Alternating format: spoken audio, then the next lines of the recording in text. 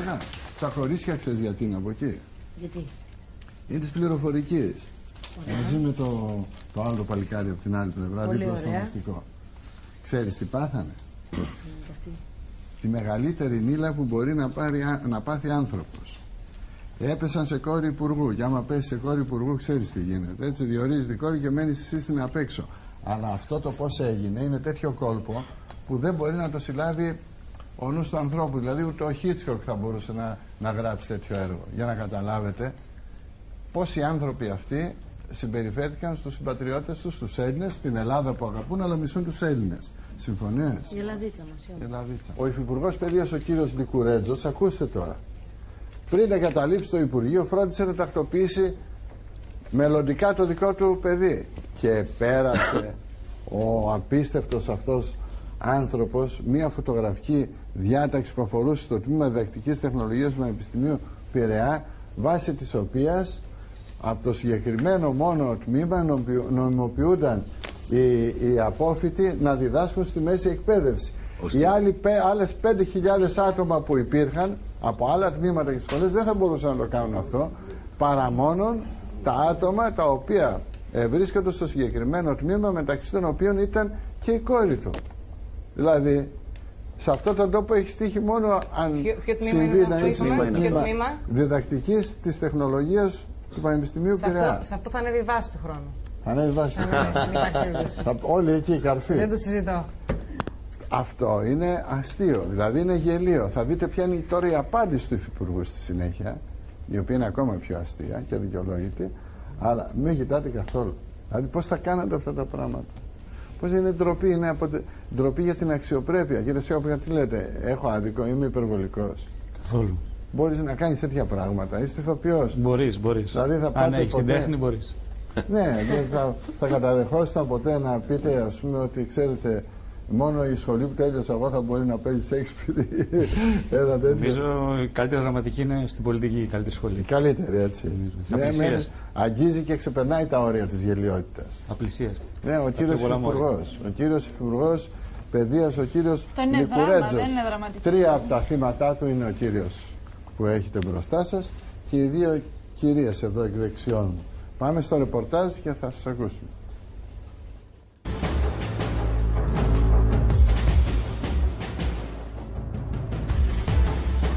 Τον Αύγουστο του 2009, η Ζούγκλα.gr είχε αναδείξει τη διαμαρτυρία εκπαιδευτικών πληροφορικής, οι οποίοι υποστήριζαν ότι ο πρώην Υφυπουργός Ανδρέας Λικουρέτζος πέρασε φωτογραφική τροπολογία για το τμήμα διδακτικής της τεχνολογίας του Πανεπιστημίου Πειραιά, στο οποίο φοιτά η κόρη του. Ο Αλέξανδρος Ρονιώτης, καθηγητής πληροφορικής από το Ηράκλειο της Κρήτης, και 170 συνάδελφοί του κινήθηκαν δικαστικά και καταγγέλουν τον πρώην Υφυπουργό Παιδείας ότι η διάταξη ευνοεί τους αποφύτους του συγκεκριμένου τμήματος, δίνοντάς τους πλεονέκτημα στον διορισμό τους. Είμαστε υποχρεωμένοι να καταγγείλουμε τον κύριο Λικουρέτζο, τον πρώην Υφυπουργό Παιδείας, ότι επέλεξε από το σύνολο των σχολών πληροφορικής μόνο μία για την εντάξει στις κατοικητικές σχολές. Αυτό το τμήμα ήταν το τμήμα διδακτικής τεχνολογίας και ψηφιακών συστημάτων του Πανεπιστημίου Πειραιά. Ενώ υπάρχουν άλλα 23 τμήματα πληροφορικής στο κλάδο ΠΕ19 και άλλα 22 στο ΠΕ20, τα οποία έχουν τα ίδια δικαιώματα. Αυτή τη στιγμή οι 5.000 απόφοιτοι από αυτά τα τμήματα ουσιαστικά καταποντούνται και τους βάζουν κάτω στον πάτο του πίνακα του ΑΣΕΠ και ουσιαστικά προτάσουν όλους τους αποφύτους από το συγκεκριμένο τμήμα. Και να ρωτήσουμε τον κύριο Υπουργό είναι να μας απαντήσει άμα είναι τυχαίο ότι σε αυτό το τμήμα φοιτάει η κόρη του κύριου Υφυπουργού, του κυρίου Λικουρέτζου. Άλλωστε το έχει και ο ίδιος παραδεχτεί αυτό στην απαντητική του επιστολή στο δημοσίευμα του Ζούγκλα.gr. Την καταγγελία στήριξε και η Ένωση Πληροφορικών Ελλάδας. Ο πρόεδρος της, Δημήτρης Τσίγκος, μίλησε στην κάμερα της εκπομπής.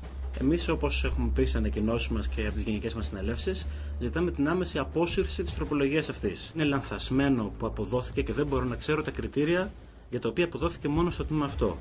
Πρέπει να γίνει με αντικειμενικούς όρους και όχι πελατειακούς. Θεωρείτε τυχαίο το γεγονός ότι το τμήμα της σχολής είναι το τμήμα που φοιτά η κόρη του Υφυπουργού? Εγώ δεν μπορώ να το αποδείξω. Προφανώς, σε αυτή την κοινωνία ζούμε, ακούμε τι γίνεται. Εγώ λέω ότι είναι λάθος αυτή η απόφαση και πρέπει να ανακληθεί. Να έρθω εσάς πρώτα. Υπάρχει περίπτωση όλη αυτή η ιστορία να είναι αθώα? Κοιτάξτε, όπως φάνηκε και στο ρεπορτάζ. Με τον νόμο των πιθανότητων, λέω. Ναι. Τι να πω, απειροελάχιστο θα έλεγα. Δηλαδή, όταν υπάρχουν 45 τμήματα πληροφορική συνολικά και τελικά εν μέσω θέρους με μια νομοθετική παρέμβαση το απερχόμενο Υπουργείο Παιδείας και κυρίως ο Υφυπουργός κ. Λικουρέτζος, που ήταν ο αρμόδιος και ασχολήθηκε με το ζήτημα, καθιστά τη μία μόνο εξ αυτών καθηγητική σχολή. Και για να καταλάβει και ο κόσμος τι σημαίνει αυτό το πράγμα, σημαίνει ότι στους διαγωνισμούς του ΑΣΕΠ, στους πίνακες που προκύπτουν από αυτούς που είναι για να διοριστούν μέσω των εξετάσεων και από αυτούς που είναι ορομίστοι ή αναπληρωτές, όσοι έχουν την παιδαγωγική επάρκεια που τελικά ο κ. Λικουρέτζος δίνει μόνο στους αποφύτους του τμήματος αυτού, τοποθετούνται παραπάνω στους πίνακες. Ακόμα και αν γράψουν χαμηλότερα, αρκεί να περάσουν τη βάση. Πόσα είναι τα τμήματα? Τα τμήματα είναι 45. 45 τμήματα. 20 πληροφορικής είναι 23 πανεπιστημιακά, δηλαδή του ΠΕ19, και 22 ΠΕ20 που είναι ΤΕΙ. Και από όλα αυτά τα τμήματα που αφορούν σε περίπου 5.000 αποφύτους, μόνο το τμήμα που φοιτούσε η κόρη του και το οποίο έχει πόσα άτομα μέσα? Αυτό το τμήμα έχει βγάλει τα τελευταία 4 χρόνια περίπου 220 αποφύτους, για να καταλάβετε. Έχει, δεν ξέρω, περίπου 100 άτομα το χρόνο, κάτι τέτοιο πρέπει να πω. Οι άλλοι δεν πρόκειται να διοριστούν ποτέ. Για να καταλάβετε και το μέγεθος, οι θέσεις που ήταν φέτος θέσεις πληροφορικής στον ΑΣΕΠ ήταν περίπου 70 με 80. Ναι. Αν αυτό το πράγμα τελικά εφαρμοστεί, γι' αυτό καλούμε και το... Μισό λεπτό να καταλάβω. Τι είχε αυτό το τμήμα, μέλη? Πολλά έχουν ακουστεί. Μήπως ήταν εκεί πέρα όλα τα φοβερά μυαλά της χώρας? Υπήρξε ένα αίτημα του Συλλόγου Αποφύτων του Πανεπιστημίου, του Τμήματος Διδακτικής της Τεχνολογίας και Ψηφιακών Συστημάτων, όπως είναι ο πλήρης τίτλος του Πανεπιστημίου Πειραιά. Το οποίο αίτημα έλεγε ότι στο διάστημα από το 2003 μέχρι το 2007 είχαμε πολλά παιδαγωγικά μαθήματα.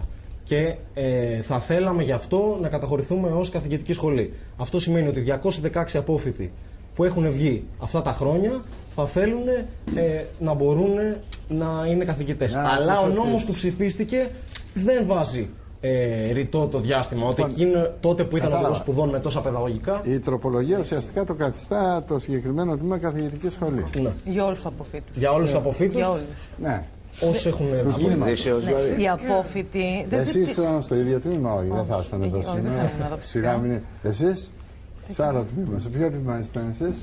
Πληροφορικής και τηλεπικοινωνιών στο Πανεπιστήμιο Αθηνών. Αθήνα, εσείς? Εγώ σπούδασα στο εξωτερικό, στη Σουηδία. Σουηδία. Εσείς? Εγώ είμαι ο πρώτος λόγος αποφύτων του τμήματος πληροφορικής του Πανεπιστημίου Αθηνών, που είναι και η Ελευθερία. Δεν μπορούσατε να πάτε στον Πειραιά, να μην είστε εδώ σήμερα, να μην ακούει και ο Λικουρέτζος στα εξαμάξεις. Καταλάβατε τι κάνανε οι μάγκες? Δηλαδή τα δικά μας παιδιά από την πίσω πόρτα, από το παράθυρο, από το φεγγίτι, ανοίγαν τρύπες στο πάτωμα, μπαίναν μέσα, τη δουλειά την κάναν πάνω. Ντροπή, κύριε. Εγώ δεν πιστεύω πάντως ότι έχει γίνει αυτή η τροπολογία για να ενδεχομένως μελλοντικά η κόρη του κύριου Λικουρέτζο να καταλάβει μια θέση ή να πάρει ένα μόριο παραπάνω. Μου φαίνεται μικροψυχία. Μπορεί να είναι κάποιο λάθος. Μπορεί να είναι και σωστό. Πού μπήκε αυτή η σχολή? Το πρόβλημα Ένα λεπτό, μην φωνάζετε όλες μαζί. Όλγα, εσύ. Περίμενε, κύριε. Περιμένετε. Εσύ τι πιστεύεις, Όλγα? Εγώ δεν ανοίγω το στόμα μου. Εγώ φοβάμαι να εκτεθώ κιόλας. Εγώ αφορώ το πώς το πιστεύουμε όλοι και δεν το πιστεύει μόνο της Νέας Δημοκρατίας. Χωρίς να προσβάλλω κανέναν, αλλά πρέπει κάποιος άνθρωπος. Ένα λεπτό. Τι πιστεύετε εσείς που είστε τώρα ψημένος? Μπορεί να γίνει για μια σχολή μόνο και για ένα τμήμα και οι άλλοι απ' έξω? Τι έχει γίνει λοιπόν? Πού φάγανε? Στα σίδερα, στα τσιμέντα, στα μπετά, πού φάγανε? Μαϊμού, όπως ο Μαϊμού, παντού. Φάγαν παντού. Πάμε να δούμε το ρεπορτάζ.